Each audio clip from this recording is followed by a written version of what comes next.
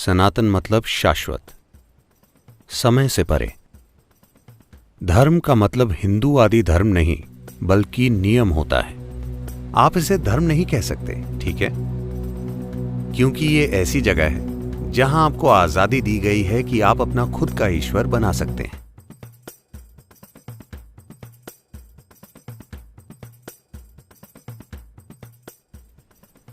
हमारे यहां सनातन धर्म नाम की एक चीज है। सनातन मतलब शाश्वत, समय से परे। धर्म का मतलब हिंदू आदि धर्म नहीं बल्कि नियम होता है। तो वो जीवन को चलाने वाले शाश्वत नियमों की बात कर रहे थे, और ये कि हम उनके साथ कैसे तालमेल बना सकते हैं। फिलहाल चाहे आप स्कूल गए हों या ना गए हों, आप एक महान वैज्ञानिक हों या ना हों, फिर भी आप इस धरती के सभी भौतिक नियमों का पालन कर रहे हैं, हाँ या ना? वरना आप यहां बैठकर जिंदा नहीं रह सकते। तो इसी तरह से अलग प्रकार के नियम हैं जिनकी प्रकृति भौतिक नहीं है, जो आपके भीतर जीवन की प्रक्रिया को चलाते हैं। तो उन्होंने इन चीजों को पहचाना और कहा, These are the laws which govern one's life. इन नियमों से हमारा जीवन चलता है। लेकिन कुछ समय के बाद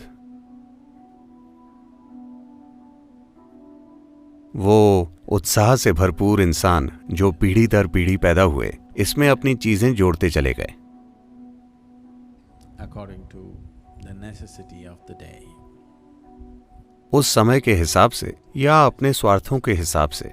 अलग अलग तरीकों से ऐसा हुआ और लोगों ने कई चीजें जोड़ी, लेकिन मूल रूप से सनातन धर्म बस यही है।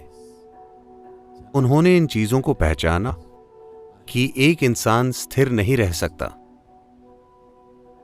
चाहे वो कुछ भी कर ले। इंसान स्थिर नहीं रह सकता क्योंकि उसमें अपनी मौजूदा स्थिति से कुछ ज्यादा बनने की गहरी इच्छा है। आप इसे रोक नहीं सकते।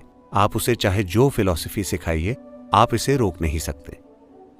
वो जो भी है, वो अपनी मौजूदा स्थिति से कुछ ज्यादा बनना चाहता है।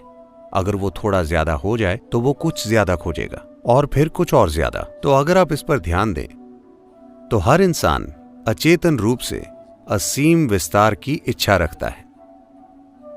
तो हर इंसान अचेतन तरीके से असीम प्रकृति या अनंत संभावना की खोज कर रहा है।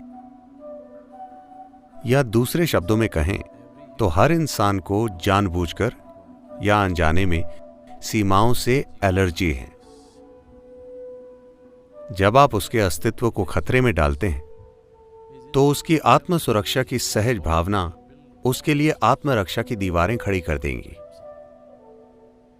किसी बाहरी खतरे के ना होने पर आत्मरक्षा की उन्हीं दीवारों को वो तुरंत ही आत्मकैद की दीवारों की तरह अनुभव करने लगता है।